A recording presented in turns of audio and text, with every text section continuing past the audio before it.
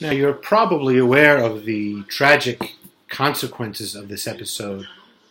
God became very upset about their lack of faith.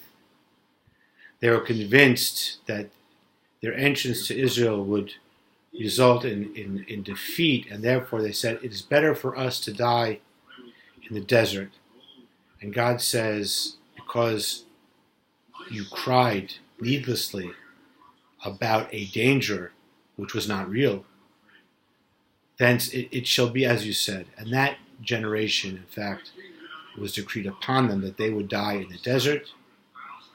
And of that whole generation, the only two individuals who actually entered Israel were these two exceptional spies, these two exceptional heads of tribes. One was Yehoshua, and the other was Kalev. Other than that, it was only the young, who had not yet attained 20 years at the time of this incident, that eventually entered the land of Israel. And it was in fact this very incident that meant that instead of entering immediately the land of Israel, which would have been logistically possible, it was decreed that they would spend 40 years wandering in the desert. So it's a very fateful event.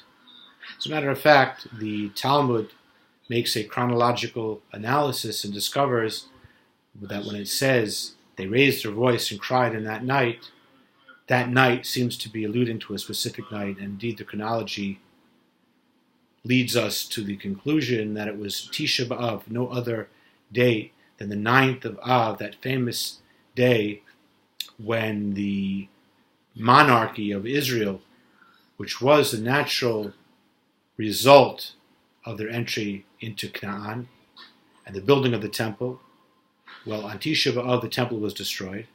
The second temple was also destroyed on that day. So Tisha B'Av, the 9th day of Av, is inseparably connected to the idea of the beginning of our exile.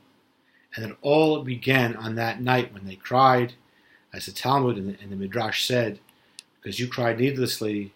This night, this date of the 9th of Av will become a date of crying for generations.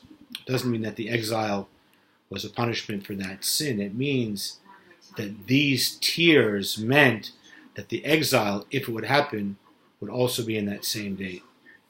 Although there is indeed a connection between their lack of faith of entering Israel at that time and the concept of the exile as it happened in later generations.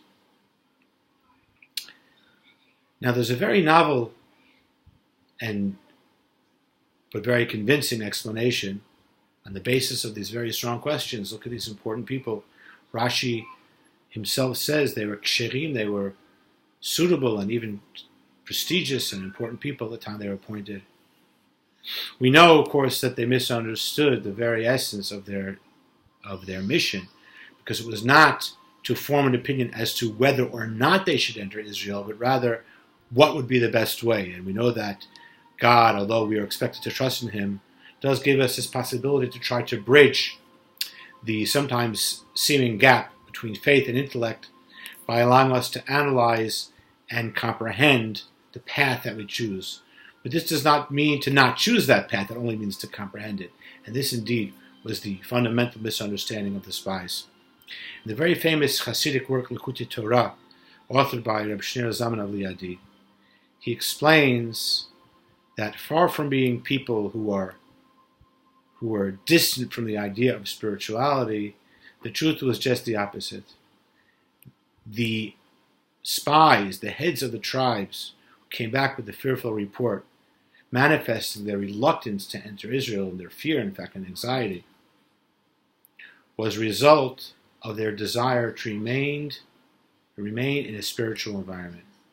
If we look at the miraculous nature of their existence until then, starting with the Exodus, continuing with the desert, the manna, the water, of course, the revelation of God at Mount Sinai. So we had both miraculous and indeed ultimately very deeply spiritual existence. Not having to worry about sustenance thanks to the manna and the water meant that they could devote themselves to comprehending and loving and fulfilling the commandments of the Torah which they had just received. But they knew that this was only one phase. Phase 2, as God had made clear, would be entering Israel. And there they would make a transition from a spiritual, above natural existence to a more material, natural kind of existence. And they understood that this was the goal. They understand that this is what God wanted. But they were afraid of this. They didn't want to give up spirituality. They didn't want to enter the land where rather than eating manna from heaven, bread from heaven, they would have to work to cultivate bread from the earth. Because this they saw as jeopardizing their spirituality. Thus explains this wonderful Hasidic explanation. Now we can go back and understand this very strange fear as it's expressed, and I would even say paradox, the idea that even God would not be able to defend them or to protect them. The point is, of course, God can do anything. God can do miracles when they go into Israel. But if God himself has defined that there's a miraculous, supernatural, spiritual phase, which was going to prepare them and fortify them for a second phase, which is to bring spirituality into the physical world, then clearly God doesn't want that second phase to be spiritual and supernatural, and therefore, as the spies understood it, it won't be. They saw spirituality and materiality as a dichotomy, and that was their mistake. They saw it as two dimensions, each one excluding the other, can be one or the other. Even God can have either. God can make miracles, they didn't deny that. But God has said that the land of Israel and the existence there as a form of implementing the laws of the Torah in a natural setting won't be a miraculous existence. But their error was that, in fact, God was not ruling out that there could be spirituality when they enter Israel, or even that there can be a providence from God that transcends nature.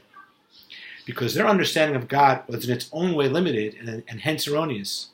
They knew that God was ultimately a spiritual being. They knew that God could also be the divine leader as part of material life. But they thought that God also had to be one or the other. And they didn't realize that God, being infinite, can combine the two. And that's why when Joshua and Caleb answer them, they hint at this in a very profound way. They say, the land is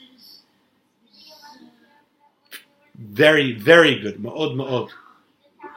Because the way the spies look at it, spirituality is good. Maybe God's vision of life in the material world and living there according to God's laws is also good. But it won't involve the same level of spirituality that they had in the desert.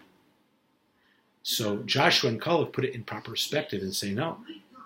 Actually, God's desire for us, again, this leitmotif throughout the various Sidrot, to transform the physical world into a place that is conducive to God's presence and conducive to spirituality.